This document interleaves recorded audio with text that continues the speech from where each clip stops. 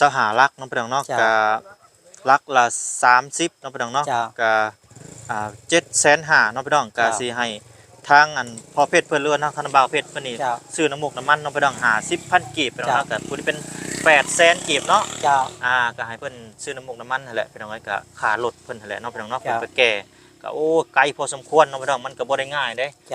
ไปตามโคกเนาะบางทีก็ยันรถเหยียบน้ำเหยียบก็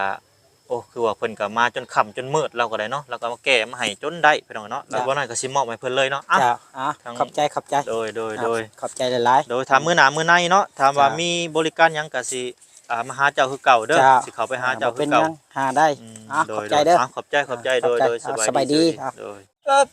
สบายดีให้กบปวดเฉียดแทบบาดนี่ผู้สบายดีทางนอนก็เป็นบาดนี่โอ้ยคักจะแม่นคักเนาะคักหลายชีวิตโตนี่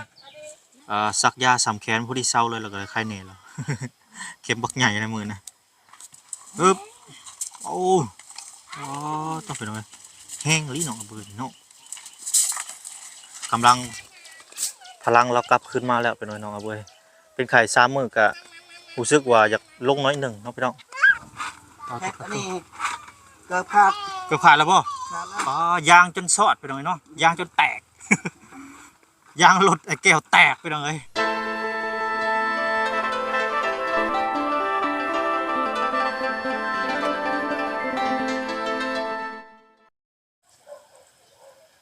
องพี่น้องไปพม่าสลับพม่าตอนนี้ก็อยู่ที่เฮือนไอ้แก้วคือเก่าคือเดิมไปหน่อยเนาะสบายดีเด้อพ่อแม่พี่น้อง FC กันเบิดสุขุสุคนเนาะพี่น้องบ่ว่าสิอยู่ไกลหรืออยู่ไกลบ่ว่าสิเป็นพี่น้องฝั่งลาวฝั่งไทยบ่ว่าสิเป็นพี่น้องทางต่างประเทศก็ยินดีต้อนรับเข้าสู่ช่องบ่าวน้อยเชียงรายคือเก่าคือเดิมเนาะพี่น้องเนาะนี่แหละพี่น้องหลังจากทางไอ้แก้วเพิ่นเนาะได้กินข้าวกินน้ำแล้วทางบ่าวน้อยก็สิบุกงานแต่เช้าเลยเพราะว่ามันแดดเนาะพี่น้องคุมื้อนี้มันแดดแห้งพี่น้องก็อยากให้เพิ่นเฮ็ดแต่เช้าแล้วแต่เช้าเนาะพี่น้องเพราะว่าตอนเที่ยงเฮาก็จะได้พักผ่อนเต็มที่เลยพี่น้องเนาะบ่าวน้อยคิดว่าจะเป็นแนวนี้เนาะลุยงานแต่เช้าแล้วก็ถ้าว่ามันบ่แล้วก็ตอนแลงประสานงานต่อว่าซั่นซะพี่น้องเนาะไปซะพี่น้องบ่ว่าระยะห่างเดี๋ยวเขาไปหาทางไอ้แก้วแล้วก็นิ่งตะนางเลยพี่น้องเนาะไปเข้ามาแล้วพี่น้องบ้านนี่เบิ่งผู้คนน้อยก็โอ้แมบขี้ดินคักแท้นี่สบายดีให้กบปวดเฉียดแท้บาดนี่ผู้สบายดีทางนอนก็เป็นบาดนี่โอ้ยคักจะแม่นคักเนาะ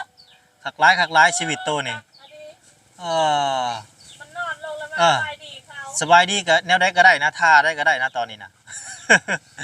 โอ้คักพี่น้องเลยโอ้ทางไอ้แก้วพี่น้องเลยเนาะลงมาก่อนพี่น้องเลยบ้านนี่สบายดีทางน้องอเบยเด้อพี่น้องเลยน้องอเบยเพิ่นก็มาซอยเวียกซอยงานทางไอ้แก้วเพิ่นเนาะสบายดีคนน้อยสบายดีเร็วสบายดีไอ้แก้วสบายดีตอนนี้กำลังต่อตะนางอยู่พี่น้องเลยเนาะกำลังสิกลางขั้นตอนสุดท้ายก่อสุดท้ายพี่น้องเลยเนาะนี่เด้ได้เรื่องบ้านนี่สบายดีเอ้ยสบายดีกินข้าวกินน้ำแล้วเรียบร้อยกินข้าวแล้วหรอบ่กินข้าวแล้วโอเคบ้านนี้ก็ประสานงานต่อตอนนี้ก็ยังเศร้าอยู่พี่น้องยังอากาศยังเย็นอยู่เนาะตอนไหนตอนช่วยนี่มันสีแดดได้นี่มันจะเห็ดบ่แล้วจะเอาตอนเศร้าเลยพี่น้องเนาะกินข้าวกินน้ำแล้วก็ลุยงานตอนเช้าจบภารกิจกับพักพรพี่น้องเมื่อหน้าก็เห็ดประสานภารกิจใหม่เติมอีกพี่น้องเนาะเห็ดงานแบบสี่จะบ่เมื่อยพี่น้องเนาะเห็ดตอนเช้ากับตอนแรงตอนเที่ยงมันแดดเขาก็พักพรพี่น้องอันนี้คอกเป็ดหรือคอกไก่นี่คอกเป็ดบ่คอกเป็ดน้อยแต่ว่ามันยังคือเห็นเขามายังปลามันใหญ่ก่อนเนาะมันยังน้อยอยู่ยันมันตากฝนเลื่อยเนาะขึ้นไปไหวเด้อมันถือขี้ดินบ่เข่าได้นะบรินเด้อไม่ต้องทางน้องอาเบยเพิ่นกะซักยาสำแขนผู้ที่เศร้าเลยแล้วก็ใครเน่แล้วเข็มบักใหญ่ในมือนะต้องเป็นอะไรแห้งลิ้นน้องอาเบยเนาะกำลังพลังเรากลับขึ้นมาแล้วเป็นน้องอาเบยเป็นไข่3 มื้อกะรู้สึกว่าอยากลงน้อยหนึ่งเนาะพี่น้องถ้าแม่นเต็มส่วนเป็นจะได้นี่อาจสิฮึกกว่านี้อีกไอ้แก้วกำลังต่อขี่กระเดื่อนอยู่เนาะสวัสดีป้าพรเด้อสวัสดีเบิ้งนางงามบ่ต่อนะเบิ้งได้บ่บ่ได้สิบ่ได้บ่โอเคเดี๋ยวให้ป้าพรต่อเนาะพี่น้องเนาะป้าพรเพิ่นอาจสิเคยใช่เวลาเนี่ยมากออกก่อน เมาก่อนต้องต่อมันเป็นเนื้อเดียวกันเลยมันจะงาม แม่น ตัวนั้นกับเพิ่นบ่ได้ต่อนะพี่น้องก็มีแต่ว่าสิไปเฮ็ดใหม่คือตัวนั้นก็ได้ ไปแก้ไขใหม่เนาะ แม่นนะ โอเค ตะข่ายเนี่ยจะเรือเนาะ เรือให้ประตูเนาะ 10 เมตรนี่แหละเนาะ พอดีประตู เรือเล็กน้อยเรือได้ดีนะพี่น้อง ดีแหละเรือ บ่ เอาไปใส่ประตูดิ โอเคนะพี่น้องเดียวจะต่อตะข่ายให้เพิ่นก่อนตะนางให้เพิ่นก่อน อ๋อน้องพี่น้องตอนนี้ทางบ่พรกับไอ้แก้วกำลังต่อตะนางอยู่ต่อขอต่อมันเนาะ หมุนและหมุน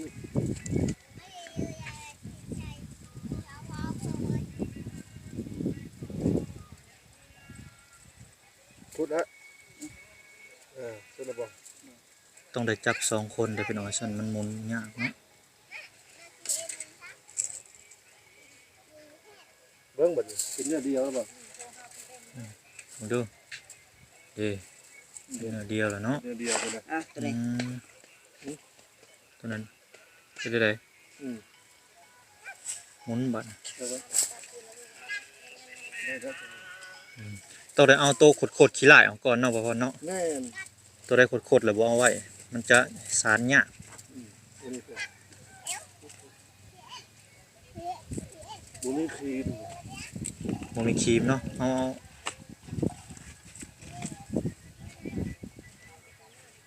ถ้าเอาครีมบิดอาจจะง่าย ไป ได้อยู่มาบัด ลุย ขึ้นเลยบัดนี้ขึ้นเลย ดึงลงไป ดึงน้องเบยปิดเพลงให้น้องเบย พวกเขาที่สำเร็จเนาะได้อยู่อ่ะรถโลกิ้งบัดนี้ เฮ็ดโล ปึ๊บอ๋อตัวหลังจากน้องอาเบยเป็นไข่แล้วส่วงไข่กันอ๋อตัวโอ้ทางคนหน่อยก็จะไม่แหวกซอยบัดนี้ระวังไม้ถือหัว แน่มึงเด้อไม้นะเอาผ้ามาใส่ผ้า อยู่เพื่อนคุณอยู่ข้างบน จะเอาพาไปดิ อันนี้มันกระเทืองด้วยนะ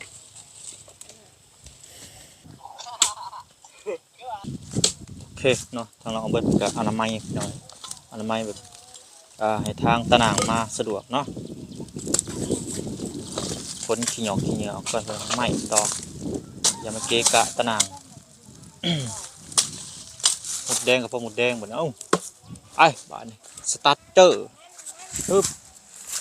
โลไปแล้ว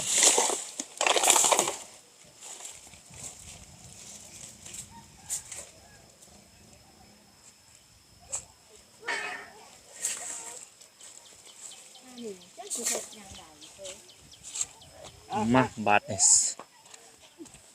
มาดึงเข่งๆบาทนี่ต้องดึงเข่งๆเนาะพี่น้องเนาะอึ๊บโอ้ยเดี๋ยวก่อนเพราะอะไรมันจะเบี้ยวมีแต่ดึงทางกลางทางขอบดึงบอลต่อแล้วก็ได้เนาะโอเคเป็นไงเนาะ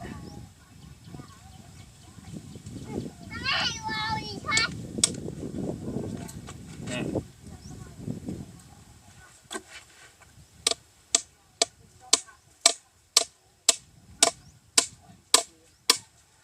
เนาะขันตอนสุดท้ายแล้วเป็นไงเนาะก็สุดท้ายเอ้าหล่อนเฉยบ่ตีก็หล่อนเฉยเนาะ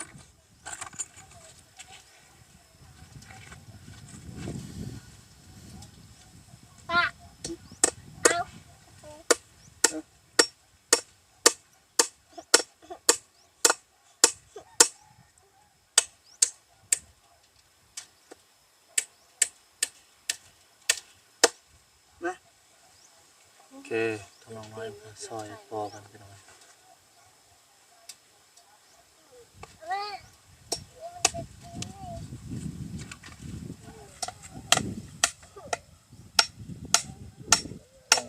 ปัง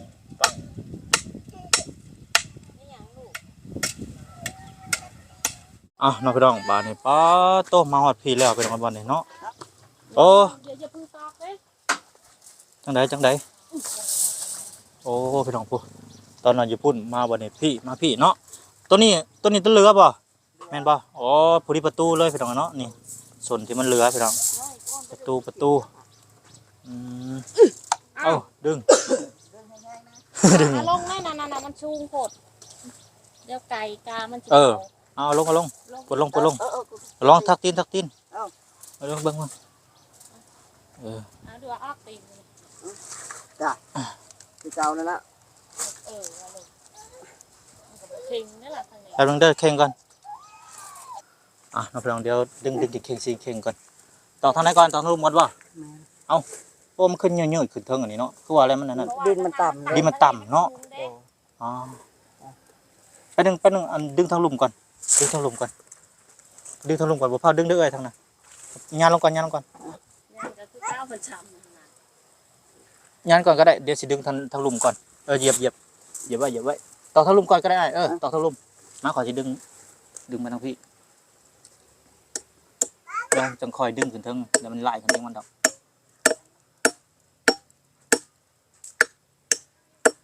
โอเคดึงได้บาทนี่แล้วดึงตัวนี้ไปไหน ปาดลูก โอ้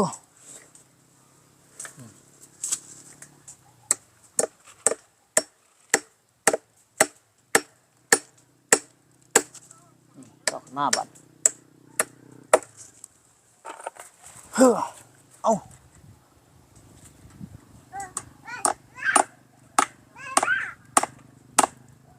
แม่งมีประตูนอนมวนแล้วย่านนี่แหละบ่ย่านเด้บ่มีคน จักรยังสิเข้ามา คนน่ะแล้วให้สั่นลูก อย่าลืมตะปูนะเฮ้ย มา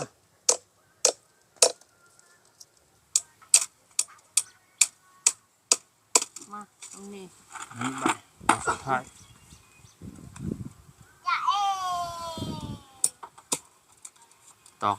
ตอกมือกันเด้อ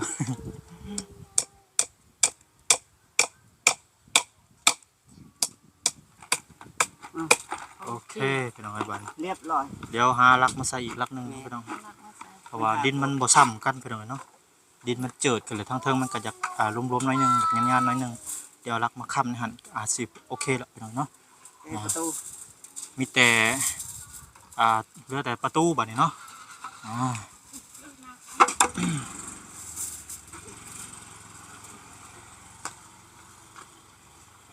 ได้เลยบัดนี้ต่อ แพ็ จาก ค ประ อัน ตู นี้เกือบขาด เกือบผ่านแล้วบ่ ขาดแล้ว ยางจนสอดไปหน่อยเนาะยางจนแตก ยางรถไอ้แก้วแตกไปหน่อยขาดฮะไปเลยปัดสิบปิดงานแล้วเป็นแนวนี้ยางแตกไปหน่อย เอาตู้ใหม่ เอาบอกเป็นยังเดี๋ยวจะไปเปลี่ยนยางใหม่เนาะยางขาดแล้วไปหน่อยยางไอ้แก้ว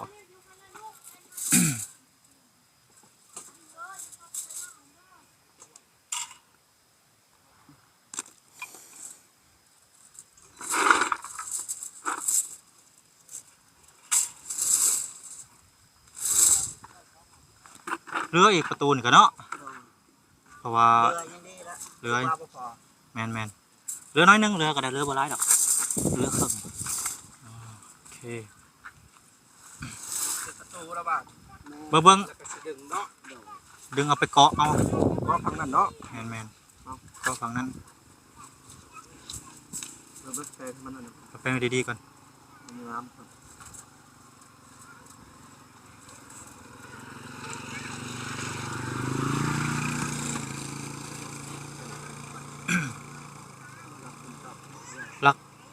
หรือว่าเอาทางนั้นบ่ตอกทางนั้นเกาะทางนี้บ่เอาเกาะทางนี้ก็ได้ลักตัวนี้อยากอ่อนๆหน่อยหนึ่งอย่ามัน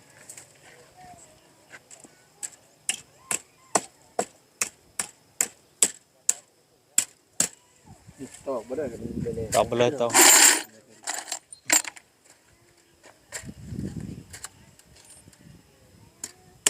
บ่ได้ขุดขึ้นบ่เสานี่ น่าจะ ขุดขึ้นเนาะเอา ตัวนี้สิขุดคือกันบ่หรือบ่ ขุดได้ พวกนั้น ขุดขึ้นอีกได้ โอ้ยแต่ตื้นนึงอันนี้นะ เป็นตื้นเนาะ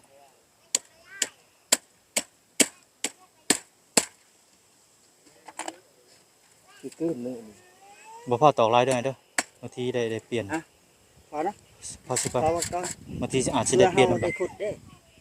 พุดกะคือเก่าแล้วล่ะ มันตื่นเนาะ มันตื่นน่ะมึงนี่ฮะ โอ้หรือว่าสิเปลี่ยนแล้ว สม เอ้า มุติว่าสิเอาขึ้นมันก็ต้องดินมันต้องเพียงพี่ แม่น เอาต้องรถ เอาตอกเลยซะแม่นแล้ว เอารักสูงยังว่าใครเนาะ แม่นรัก รัก สูง ตัวนั้นน่ะ อันนี้บ่ได้สูงติดเท่าไหร่จากแมตรอันนี้ เม็ด60 80ดึงนา อ๋อ เอาตัวนั้นโอ้ได้ใจ ตัวนั้นได้เรื่องได้พี่น้อยเนาะทางบ่น้อยสั่งเพิ่นตัด2เมตรเลยบ่น้อยว่าเอาบ่เป็นหยังแก้ไขไปก่อน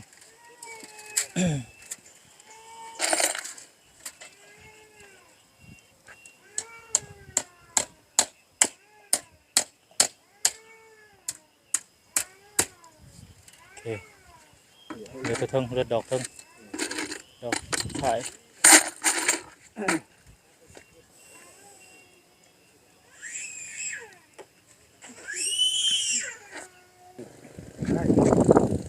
อ่ะมาไปน้องอืม ใครเอาแล้วลุ่นน้องน้ำเลย ประตูมิติพี่น้อย แล้วมุนเอาโลดบ่ต้องอันมุน อันถ้าฝนบ่ตกแล้วแต่เมื่อวานเนี้ย แมน แล้วก็น้ำตีนของตัวนี้เนี่ยอยู่ใส่นี่เลย ตีนน้ำตีน แม่นบ่ปึ๊บปั๊บ คนละม้วนเลยบ่แม่น เอา ก็เอาตัวนี้เนาะเอาตัวนี้ออก ค่อยเอาตัวนี้ แม่นะตัดเลยตัดออกกันเลยคนละอัน คนละม้วน พอดีเป๊ะเลยสมบัติหน่อย แม่นพอดีเลย เหลือเล็กหน่อยเองได้นี่ เลือดเล็กน้อย เออ พอดีเป๊ะเลย โถ ลักหัวเขาพอดีเป๊ะเลย แต่ว่าเขาบ่พอก็ลักนึงเพราะว่าให้มันหยักงาน สิไปหา ตัวนี้บ่ มาเสริมใส่น้อย แม่ เนาะ นมาเสริมงานนี่ลักหัวเดี๋ยวใกล้ๆก็ได้ แม่นบ่ เบิ้งเขาจะมุนเด้อบ่นี่เด้อ หมุนเด้อ มันมุนออกง่ายๆเนี่ยเดี๋ยวจะพาเจ้าหาเบิ้งจะตี อย่าติ้ง ใช่เลย นี่ตัวนี้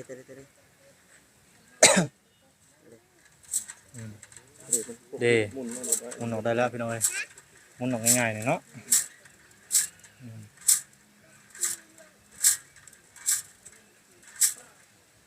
บ่ได้เจ้าก็คึงน้องก็คืนก็ดึงตึงๆแล้วก็สบาย เดี๋ยว คนเข้ายากตัวได้ ตัวสิปีนได้เนาะ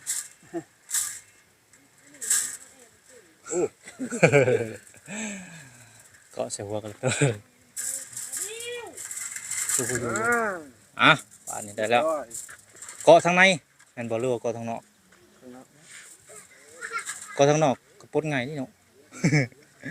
หรือว่าได้บ่พอเกาะทางในเป็นหยัง ข้างในหรือข้างนอก เด้อแล้วเจ้าถนัดทางในเบิ่งเอาทางในก็โอเคคือกัน ข้างในแล้วมาไล่ก่อน เจ้าตะปูไว้โลดเบิ่ง ตอกตะปูไว้เอาแล้วเฮาจังพับตอกตะปูไว้เลยเดี๋ยวเข้ามาในกัน ออกเสียงมันนี่